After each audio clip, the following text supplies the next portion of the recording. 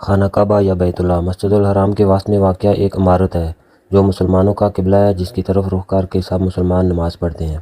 یہ دین اسلام کا مقدس ترین مقام ہے۔ خانہ کعبہ شریف کئی مرتبہ تعمیر ہوا۔ یہ آج جیسا ہمیں نظر آتا ہے ایسا پہلے نہیں تھا، جیسا کہ حضرت ابراہیم علیہ السلام کے دور میں یہ بغیر چھت کے تھا۔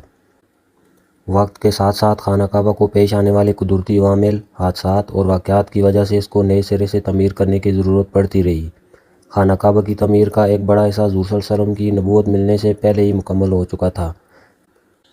یہ وہ وقت تھا جب آپ صلی اللہ علیہ وآلہ وسلم نے قریش کے درمیان ایک بڑی جنگ کو اپنی دور اندیشی اور انصاف کے اعلیٰ معیار سے روک دیا تھا۔ ایک بڑے کپڑے میں حجر اسود کو آپ صلی اللہ علیہ وآلہ وسلم نے اپنے ہاتھوں سے رکھا تھا اور قریش کے 4 بڑے قبیلوں نے اس چادر کے چاروں کونوں کو پکڑ کر اوپر اٹھایا تھا۔ آپ صلی اللہ علیہ وآلہ وسلم کے بعد آنے والے وقتوں میں کئی مرتبہ خانہ کعبہ شریف کی تعمیر ہوتی رہی۔ آخری بڑی تعمیر 1996 میں ہوئی، جس میں بنیادوں کو مضبوط کر کے نئی چھت ڈالی گئی اور مسجد الحرام کی وسیع پیمانے پر تزئین اور آرائش کی گئی۔ ایک زمانے میں خانہ کعبہ میں 2 دروازے اور کھڑکی بھی ہوا کرتی تھی۔ آج کی شکل میں آپ کو کھڑکی اور دروازہ نظر نہیں آئے گا۔ پہلے دور میں خانہ کعبہ کے مختلف رنگ بھی ہوا کرتے تھے، یعنی آج کے کالے رنگ سے بالکل مختلف۔ ہم نے تو صرف خانہ کعبہ کو سونے کے دھاگوں سے بنے ہوئے کالے اور سنہری رنگ میں ہی دیکھا ہے، لیکن اس سے پہلے یہ خانہ کعبہ مختلف رنگوں کے غلاف سے ڈھکا رہتا تھا۔ ان رنگوں میں سبز، لال اور سفید رنگ شامل ہیں۔ خانہ کعبہ شریف کی چابی 1400 سال سے ایک ہی خاندان کے پاس سے چلی آ رہی ہے۔ فتح مکہ کے موقع پر آپ صلی اللہ علیہ وآلہ وسلم نے بنی شیبہ کے خاندان میں عثمان بن طلحہ کو واپس کر دی، اور آپ صلی اللہ علیہ وسلم نے چابی واپس کرتے ہوئے یہ فرمایا کہ یہ ہمیشہ کے لیے لے لو اور سوائے ظالم کے تم سے یہ چابی کوئی نہیں چھینے گا۔ خانہ کعبہ کا دروازہ پہلے عام لوگوں کے لیے بھی کھلا رہتا تھا اور کوئی بھی اس کے اندر داخل ہو سکتا تھا، لیکن اب لوگوں کے رش کی وجہ سے اور کچھ دوسری اہم وجوہات کی بنا پر اب صرف سال میں 2 مرتبہ ہی اس کا دروازہ کھولا جاتا ہے، اور اس میں صرف اعلیٰ شخصیات اور خاص مہمان ہی داخل ہو سکتے ہیں۔ پہلے وقتوں میں خانہ کعبہ شریف کا نشیبی علاقے میں ہونے کی وجہ سے بارش کا پانی خانہ کعبہ کے اندر داخل ہو جاتا تھا۔ نکاسی آب کا کوئی خاص انتظام موجود نہیں تھا، ضروری تھا کہ اس کے لیے بھی کوئی حل نکالا جائے۔ آپ حیران ہوں گے کہ سیلاب کے دنوں میں بھی خانہ کعبہ کا طواف نہیں رکا اور لوگوں نے تیر کر اس کا طواف کیا۔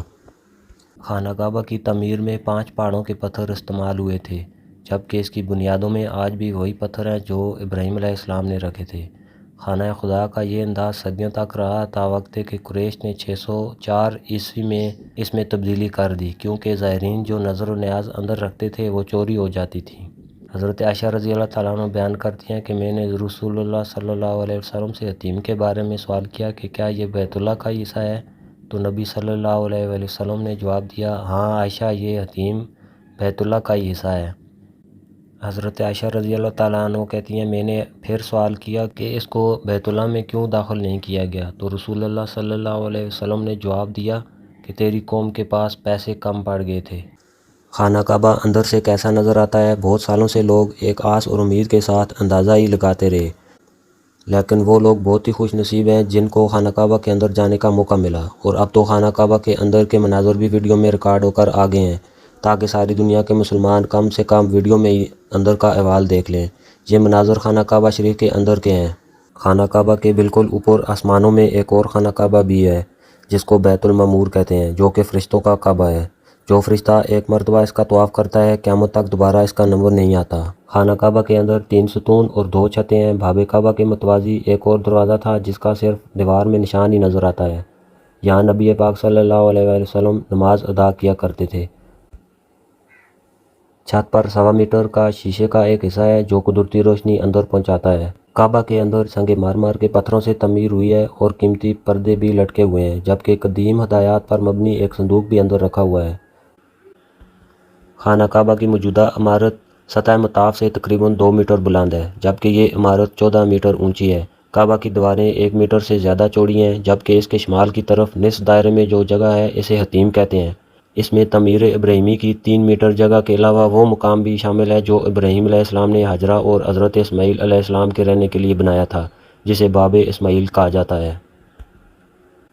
امید ہے کہ آپ کو یہ ویڈیو پسند آئی ہوگی۔ اس طرح کی مزید انفارمیٹیو ویڈیوز کے لیے چینل کو سبسکرائب بھی کریں، لائک کریں اور ویڈیو کو شیئر بھی کر دیں۔ شکریہ۔